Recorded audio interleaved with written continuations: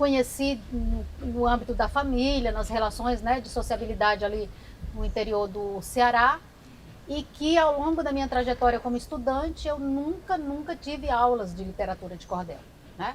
Nem na pré-escola, nem no ensino médio, em nenhum espaço. Então, para mim, cordelirá é me expressar. Eles me fizeram um desafio que se eu escrevesse um cordel falando ali da Feira de São Joaquim, do trabalho dos fiscais e o conflito com os feirantes, eles comprariam 100 folhetos. E isso muito me animou. Porque faz parte da literatura de cordel o processo completo de editoração e de venda, né? Eu me senti pela primeira vez feliz por ter algum retorno econômico com a poesia que eu fazia. O folheto de cordel que o povo tanto aprecia, do singelo menestrel à mais nobre academia, do macho foi monopólio, do europeu foi espólio, do nordestino alforria. Desde que chegou da França, Espanha e Portugal, recebido como herança de caravela ou nau, o homem o escrevia, fazia, venda e lia em feira, porto e quintal. Se agora a gente vê mulher costurando rima, é necessário dizer que de limão se fez lima. Hoje o que é limonada foi água podre, parada, salobra com lama em cima. Aquilo que acontecia em outras esferas, né, também acontecia na literatura de cordel. Então as mulheres não tinham acesso à educação, portanto não escreviam, não liam, e as poucas que escreviam e liam não ousavam publicar com seu próprio nome. Aí a história vem trazer, né, o primeiro cordel no Brasil que acaba sendo lançado com um pseudônimo de um homem, né? O jumento que entrou na faculdade. Houve um tempo no mundo em que os bichos falavam, usavam terno e gravata, de automóvel andavam, exerciam profissões, viajavam de aviões, no mundo eles mandavam. Fizeram a revolução, instituíram o poder, deputados e senadores, foi preciso eleger presidência da República e defensoria pública para todos defender. Mas nem todos os animais tinham tratamento igual. Uns comiam muito açúcar, outros só comiam sal. Eram apenas engordados para serem escravizados como trabalhador braçal. Os bichos ambiciosos comandavam o governo. Rato, raposa e cobra roubavam com muito zelo, desviando grandes verbas, tirando o ouro das serras, sem usar de meio termo. Os bichos mais valentões comandavam as indústrias. Onça, galo e cachorro agiam com muita astúcia. Na mente dos operários, o trabalho era um calvário, todos sentiam angústia. Os bichos conversadores comandavam a imprensa. O macaco e o papagaio tinham uma vida tensa, um pula de galho em galho, o outro tem ato falho, muito fala e pouco pensa. E assim eles viviam como se fossem humanos, com intriga e violência, sempre debaixo dos panos. Os animais mais pacatos, que viviam pelos pastos, não percebiam os enganos. Foi numa manhã de chuva, enquanto comia capim, que o jumento percebeu que sua vida era ruim. Olhou para o céu e pensou: será que o Criador está com raiva de mim? Trabalho todos os dias e nada recebo em troca, a não ser capim molhado e chicotada nas costas. Depois sou trancafiado num curral encurralado, fedendo a mijo e bosta. Quero uma vida melhor, igual a dos meus senhores, luxo, conforto e folga, longe dos trabalhadores. Hoje eu fujo daqui, vou me mandar por aí em busca dos meus valores. O meu contato com a literatura de cordel teve início na infância. Na cidade de Senhor do Bonfim, onde eu nasci, e onde tem assim uma feira livre muito grande, eu conheci um vendedor de folheto. Esse cantador tinha diversos cordéis decorados e nos intervalos ele cantava uma música de Elvis Presley, né? Então já havia aí uma mistura do rock and roll com o repente e a literatura de cordel que muito me fascinou. Eu não sou uma cordelista de uma nota só, mas eu sou identificada e caracterizada como a cordelista que mais produziu literatura em prol, né, ou valorizando a população LGBTQIA+, e também as mulheres, né? Então é um cordelírio feminista, eu me afirmo assim. Então acho que 80% ou mais da minha obra é dedicada a falar das mulheres, do seu protagonismo, das múltiplas violências, né? Mas não é só um cordel cheio de lamúrias ou de queixos, é um cordel também anunciativo. Há um mito de que a literatura de cordel é escrita por poetas analfabetos. E sempre que aparece um poeta com nível superior, com o estudo, né, de uma escolarização maior do que os que estão no mercado, existe um preconceito, pois acaba se achando que esse poeta vai tomar o mercado, vai tomar a clientela daqueles que estão ali necessariamente sobrevivendo. Quando eu comecei a fazer cordel, esse aqui não era o cordel politicamente correto. O cordel politicamente correto era o cordel tradicional, que você discriminava negros, mulheres. Era um cordel que era politicamente correto com uma tradição de métrica, de rima, de peleja. Nas pelejas do Cega Aderaldo com uma figura lá, com um homem negro, né, Zé Pretinho e Cega Aderaldo, quanto mais um batesse no outro e mostrasse as suas vulnerabilidades e, entre aspas, com muitas aspas, seus defeitos, mais era apreciado. Lembrando que também nesta época, em que foi dado esse nome, outros tipos de livros eram vendidos também em formato de folheto. Livro de oração, livro de conselhos, livros religiosos, livros de receitas, romances em prosa e alguns romances também versificados que eram trazidos de Portugal.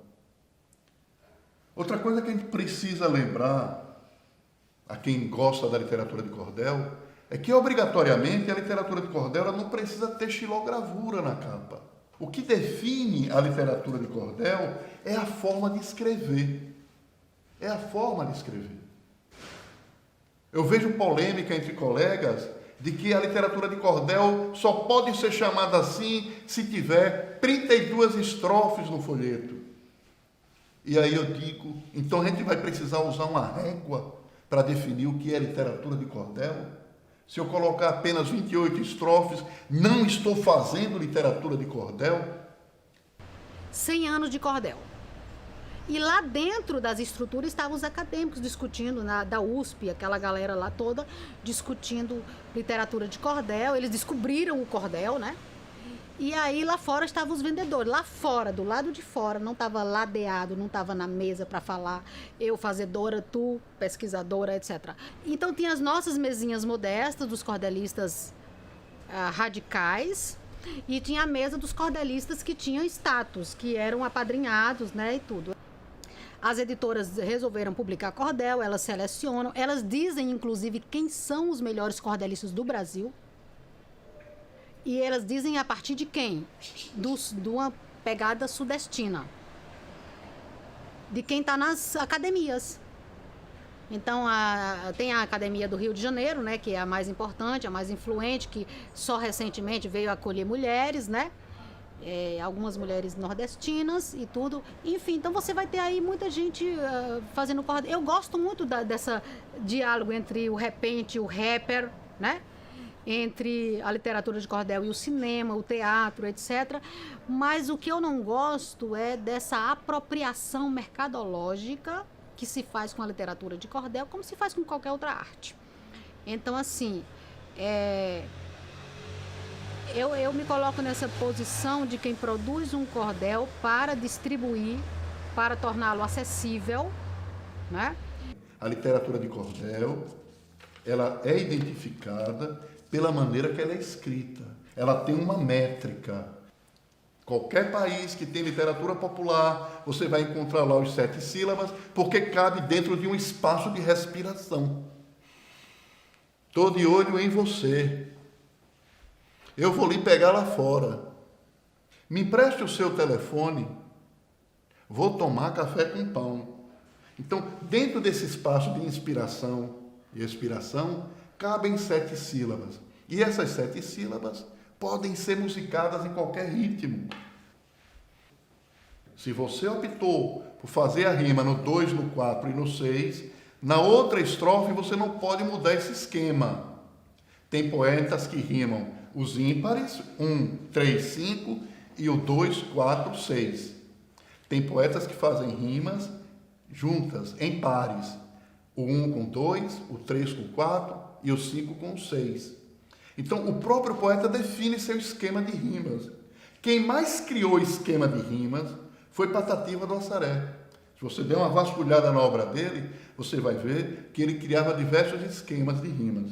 Então, qualquer ritmo eu posso colocar na literatura de cordel, porque ela é musical. Desde a sua adolescência, aos 13 anos de idade, acolhia os mendigos e doentes da cidade, levava-os para casa, fazendo a caridade. Esse é o ritmo mais comum, usado por contadores, por aboiadores, por repentistas. Jogou bola, empinou pipa, era menina retada, destemida e justiceira, que vivia preocupada com a miséria alheia, que ninguém fazia nada, E tem que estar sempre com o bracinho assim também, né? E torcer o corpo, senão você não é um verdadeiro rapper. Pode ser também um funkão? Pode. Ela queria seguir a vida religiosa, foi professora formada, bem educada e formosa, logo tornou-se uma freira com carreira gloriosa, osa. Então a gente brinca. Falar de um cordel que as pessoas utilizam muito, né? Que as pessoas dramatizam e gostam de trabalhar com ele, que é o Embalando Meninas em Tempos de Violência, né? Então, esse cordel,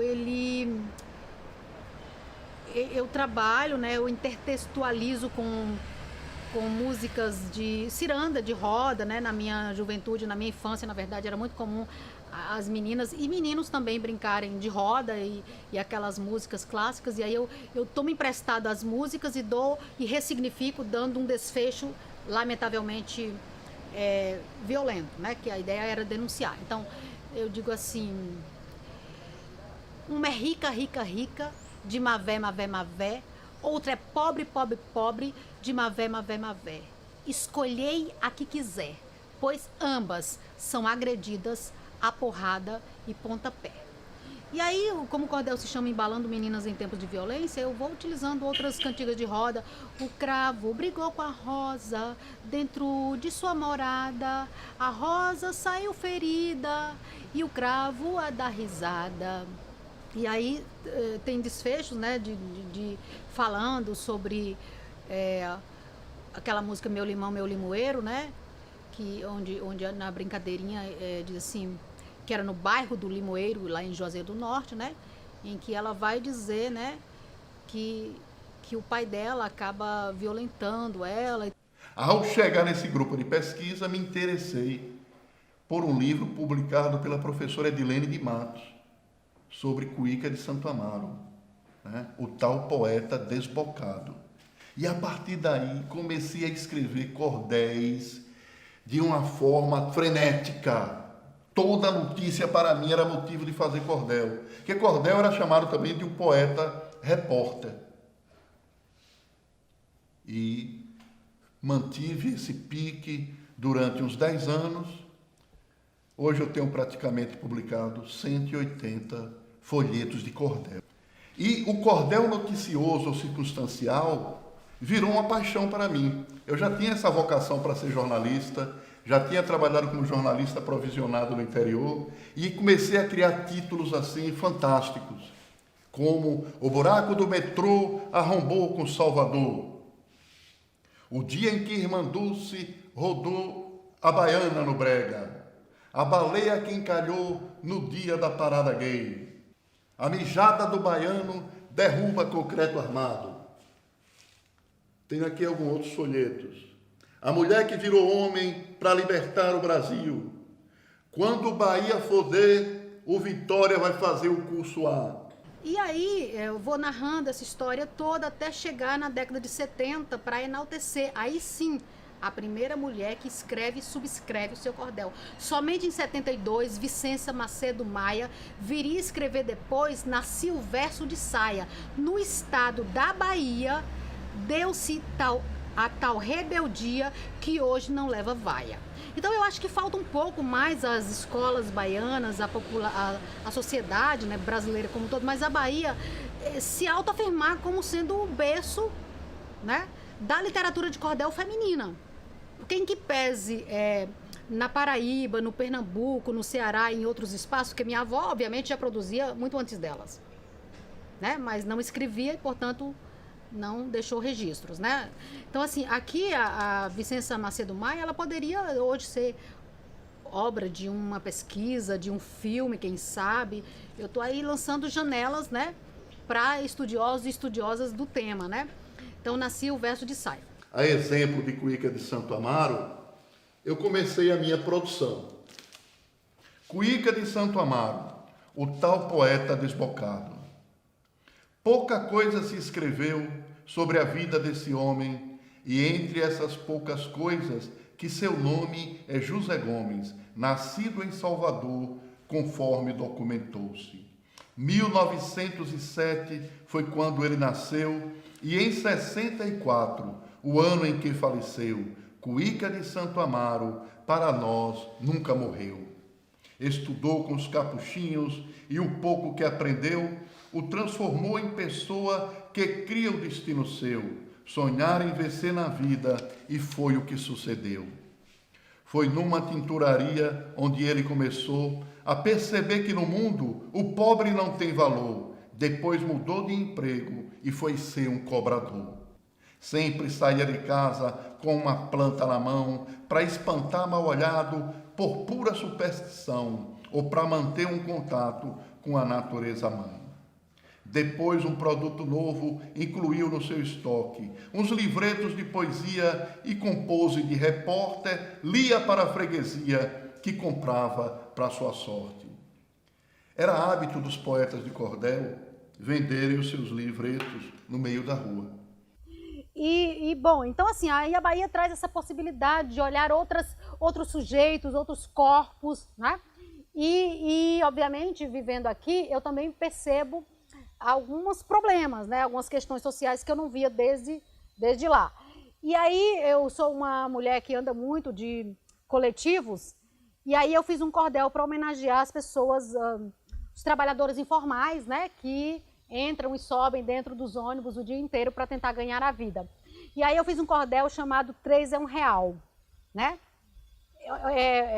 Homenageando e reconhecendo o corre, né, de mulheres e de homens. Aí eu digo, ela fala em Jesus para vender chocolate.